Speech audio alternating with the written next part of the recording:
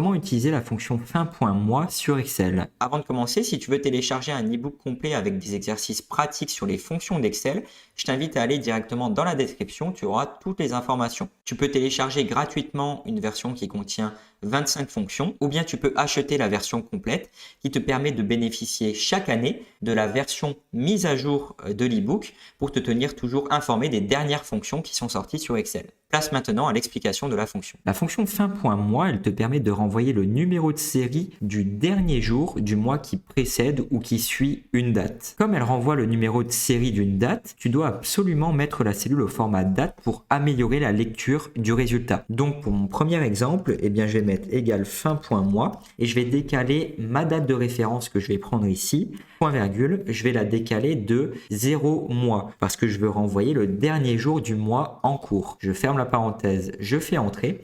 Ça me renvoie, comme je te le disais, un numéro de série qui représente, comme tu le sais, le nombre de jours qui se sont écoulés depuis le 1er janvier 1900. Autrement dit, sur Excel, les dates sont des nombres. Comment tu fais pour convertir ce nombre? Tu vas tout simplement modifier le format nombre en format date courte ici. Et là, ça te renvoie le bon résultat parce que je te le rappelle, tu voulais trouver le dernier jour du mois en cours à partir de la date de référence. C'est-à-dire qu'ici, on avait le 1er janvier 2050. Tu voulais renvoyer le dernier jour du mois de janvier qui est le 31 janvier 2050. Pour aller plus vite dans cet exercice, je vais juste figer ma colonne A.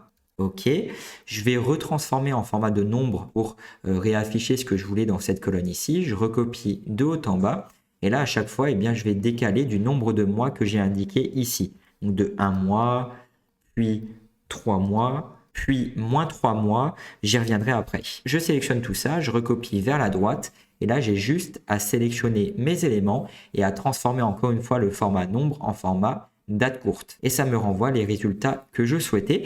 Tout simplement ici pour la deuxième date je vais avoir le 28 février 2050 parce que j'ai décalé le mois de janvier de 1 mois et du coup ma fonction fin.mois me permet de renvoyer le dernier jour du mois de février. Ici j'ai décalé de 3 mois donc je suis passé de janvier à février et fin.mois me renvoie encore une fois le dernier jour du mois. Et je peux aussi décaler antérieurement la date, c'est-à-dire que ici j'ai décalé de moins 3 mois, donc il m'a renvoyé le dernier jour du mois qui précède notre date de référence, moins 3 mois, qui correspond justement au 1er octobre. Et la fin du mois du 1er octobre, c'est bien le 31 octobre, comme me le renvoie ici la fonction fin.mois. Pour aller plus vite, tu aurais pu créer une colonne pour définir ici le nombre de mois à décaler, ça t'aurait évité de les saisir à chaque fois et tu aurais pu gagner du temps. Donc dans la pratique, la fonction fin.mois, elle te permet de calculer une date d'échéance, une date de fin de contrat. Elle va être très utile pour créer des plannings, construire un diagramme de Gantt, etc., etc.